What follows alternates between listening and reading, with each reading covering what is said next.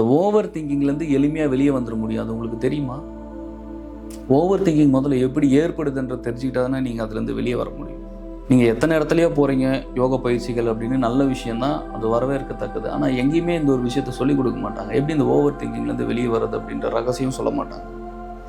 ரொம்ப சிம்பிள், நான் வீடியோவில் சொல்கிறேன், வீடியோவை ஸ்கிப் பண்ணாமல் பாருங்கள். ஓவர் திங்கிங்லேருந்து நீங்கள் முதல்ல வெளியே வரணும்னா, அதாவது அதீத சிந்தனைகள்லேருந்து நீங்கள் வெளியே வரணும்னா, முதல்ல நீங்கள் ஓவர் திங்கிங் உனக்குள்ளே எப்படி ஏற்படுதுன்றது நீ புரிஞ்சுக்கணும். இந்த விஷயம் நீ புரிஞ்சுக்கிட்டா தான் நீ அதுலேருந்து வெளியே வர முடியும். அதீதமாக ஓவர் திங்கிங் அதீத சிந்தனைகள் ஓடக்கூடிய நேரம் எதுனா, ஒவ்வொருத்தரும் நீங்கள் தனிமையை சந்திக்கும் போது தான் அது ஏற்படும். ஒரு மனுஷன் நீ எப்படி இருக்கு அப்படின்றத அந்த தனிமை உனக்கு விளைக்கணும். நீ என்னவா இருக்கு அப்படின்றத உன்னோட தனிமை உனக்கு சொல்லிடும். நீ நல்லவனா இருக்கியா, நீ கெட்டவனா இருக்கியா, உனக்குள்ள என்ன ஓடிக்கிட்டு இருக்கு, நீ எந்த எனர்ஜியில இருக்க, நீ பாசிட்டிவ்ல இருக்கியா, நீ நெகட்டிவ்ல இருக்கியா, இது எல்லாமே நீ தனிமையில இருக்கும்போது நீ சந்திச்சிருவ. தனிமை உனக்கு எளிமையாக வெளிச்சம் போட்டு காட்டிடும். நீ தனிமையை தாண்டி நீ மற்றவங்க கூட போய் பேசுற நேரம் எல்லாமே உன்னை நீ ஏமாத்திக்கிட்டு, உன்னை நீ மறைச்சிக்கிட்டு, அந்த இடத்துல நீ நல்லவனா வேஷம் போடுறதுதான் உன்னுடைய மிகப்பெரிய பிரச்சனை. ஏன்னா தனிமையில தான் ஒருவருடைய கர்மாவாக இருக்கட்டும், தான் என்ன அலைகள் கூட கனெக்ட் ஆகிருக்கும், நமக்குள்ள என்ன அதீத சிந்தனைகள் ஓடுது, எது நமக்கு அதிகமாக நம்மளுடைய ஆன்மா அட்ராக்ட் பண்ணுது அப்படின்றது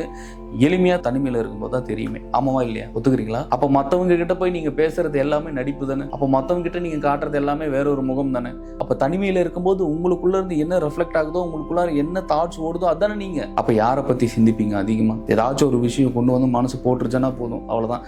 அந்த ஒரே ஒரு தாட், ஒரே ஒரு விஷயம் அன்னைக்கு ஒரு நாள் முழுக்க ஒன்று தின்னுடும். இதாயா கர்மா? கர்மானா என்னையா நினைச்சிட்டு இருக்க? உன்னுடைய வாழ்க்கையை எது கரைக்கிறதோ, உன்னுடைய வாழ்க்கையை எது திங்கிறதோ உன்னுக்கே தெரியாமல் உன்னுடைய நேரத்தை எது செலவழிக்கிறதோ அதான் கர்மா. என்ன அப்படி உன்னுடைய வாழ்க்கையில இருக்கிற நேரத்தை செலவழிச்சுட்டா என்ன நடந்துட்டு போகுதுன்னு நீ கேட்கலாம். அப்படிதானே?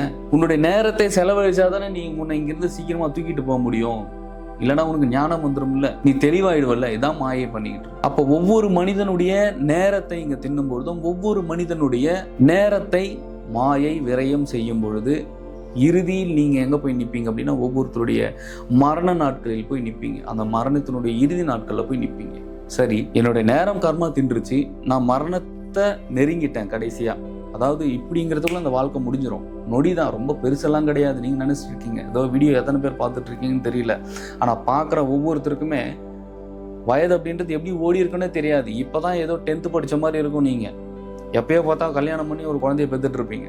அப்ப எந்த அளவுக்கு வேகமான ஒரு ஓட்டத்துல இருக்கீங்கன்னு பாருங்க. இன்னும் 10 வருஷத்துல உங்களுடைய வயதை கடந்துருவீங்க. அப்ப இந்த மாதிரி மாயை உங்களுடைய வாழ்க்கையை கரைக்கும் பொழுது நீங்க எந்த இடத்துல போய் நிக்கிறீங்க? மரணம் அப்படின்ற ஒரு இடத்துல போய் நிற்பீங்க. அந்த இடத்துல தான் உங்களுக்கு வழி தெரியாது, எப்படி இந்த உடல்ல இருந்து வெளியே போறது. இதுதான் மாயைக்கு தேவை. அப்ப இதுக்கு முன்னாடி என்ன மாதிரி உங்களுக்குள்ளார உற்பத்தி பண்ணதுன்னா, முழுக்க முழுக்க முழுக்க ஒரு நெகட்டிவ் எண்ண அலைகளை இந்த மாயை உங்களுக்குள்ளார உற்பத்தி பண்ணும். தெளிவா புரிஞ்சுக்கணும். நான் சொல்றது உங்களுக்கு புரியலன்னா உன் வாழ்க்கையே புரியாது, வாழ்க்கை வீணா போயிடும். ஏன்னா குழந்தைக்கு சொல்ற மாதிரி நான் உபதேசம் பண்ணிக்கிட்டு இருக்கேன். எங்கேயும் சொல்ல மாட்டாங்க இந்த மாதிரி, மேலோட்டமா பேசுவாங்க, அவ்வளவுதான். நான் டெப்தா பேசிட்டு இருக்கேன்.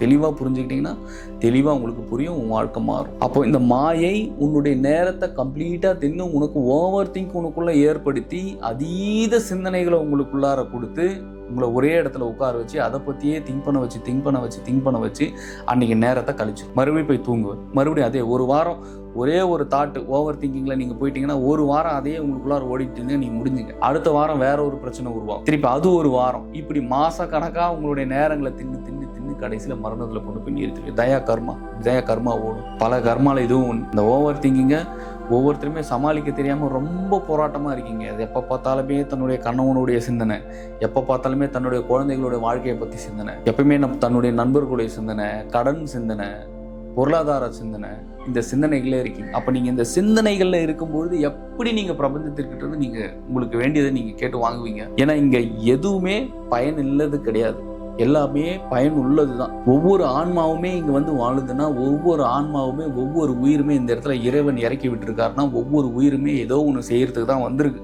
ஆனா உங்களுக்கு உண்டானதை நீங்க பிரபஞ்சத்திற்கிட்ட இருந்து கேட்டு வாங்க தெரியாம நீங்க திருப்பி இந்த லூப்லயே சுத்திட்டு இருக்கீங்க. அந்த தாட்ன்றது லூப். அந்த லூப்ல இருந்து வெளியே வரணும்னா பயிற்சி எடுத்தாதான் முடியும். இதை தாண்டி என்ன பண்ணாலும் ஓவர் திங்கிங் உனக்குள்ள இருந்து போகாது ராஜா, நிச்சயமா போகாது. அப்ப யோக பயிற்சிகளை, பிரம்மயோகம் போன்ற யோக பயிற்சிகளை, பிரம்மயோகம் போன்ற ஒரு உயர் ரக பயிற்சியை ஒவ்வொருவரும் எடுக்கும் பொழுதும் ஒவ்வொருவரும் செய்யும் பொழுதும் உங்களுக்குள்ளார இருக்கின்ற இந்த மனம் ஓவர் திங்கிங் பண்றது அப்படியே குறையும். அப்படி ஒரு மனுஷனுக்கு ஓவர் திங்கிங் கம்ப்ளீட்டா குறைஞ்சிருச்சுன்னா நீ ஒரு புள்ளிக்கு வர ஆரம்பிச்சு. நீ மற்றவங்கள பற்றி நீ சிந்திக்க சிந்திக்க சிந்திக்க உன்னுடைய நேரத்தையும் உன்னுடைய வாழ்க்கையும் நீ இழக்கிற. இது நல்லாவே உனக்கு தெரியும். ஆனால் உன்னால் அந்த ஓவர் திங்கிங்ல இருந்து தாண்டி வெளியே வர முடியல. ஆமாம் தானே? ஒவ்வொருத்தராலையும் வெளியே வர முடியல தானே? எத்தனை பேரால் உங்களுடைய ஓவர் திங்கிங்லேருந்து வெளியே வர முடிஞ்சிருது? பிரச்சனையை பற்றி சிந்திச்சு சிந்திச்சு சிந்திச்சு டோட்டலாக உங்களுடைய ஆன்மாவை நீங்கள் சித்திரவதை பண்ணுறது இருக்குல்ல, பெரும் சித்திரவதை. அப்படி சித்திரவதைக்குள்ளாக்கி கொண்டு போய் கடைசியில் மரண தருவாயில் நிற்கும் போது அதை கொன்னுட்டு மறுபடியும் அடுத்த பிறப்பு ஓடிடுது. மறுபடியும் நீங்கள் அடுத்த பிறப்பு எடுக்கிறீங்க. இது தேவையா? அப்போ எப்பொழுது இறைவனடி சேர்வது, எப்பொழுது சிவபெருமானை சந்திப்பது, எப்பொழுது இறைவன் எனும் பேராற்றலுடன் உங்களுடைய ஆன்மாவை இணைப்பது, இதுதான் இங்க கதையே. இதுதான் அத்தியாயம், சாப்டரே இதுதான். அப்ப எந்த அளவுக்கு நீங்க இருக்கணும்ன்றதை ஒவ்வொருத்தரும் நீங்க திங்க் பண்ணி பார்க்கணும். இந்த மனசு ஏதோ ஒண்ணு போட்டு புலம்பிக்கிட்டு எப்பயுமே ஒண்ணு ஓட விட்டுக்கிட்டே இருக்கும். இதுதான் கர்மா.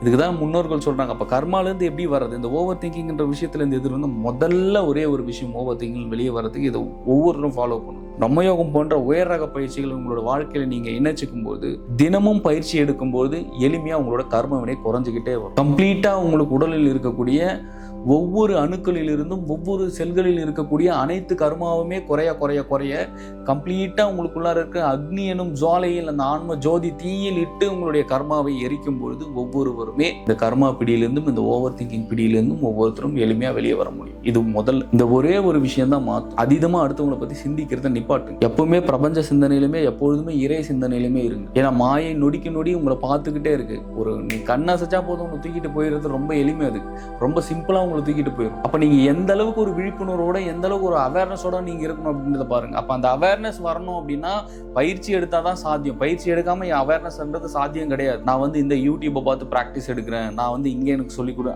இதெல்லாம் கிடையாது. முழுமையாக ஒரு குரு தீட்சை இல்லாமல் நீங்கள் பயிற்சி பண்ணுவதும் மிகப்பெரிய ஒரு குற்றம் கிடையாது. நீங்கள் ஒரு குரு உபதேசம் இல்லாமல் பயிற்சி எடுப்பது மிக மிக ஆபத்தை விளைவிக்கும். யூடியூப்ல 1008 பேரும் 1000 போடுவான்.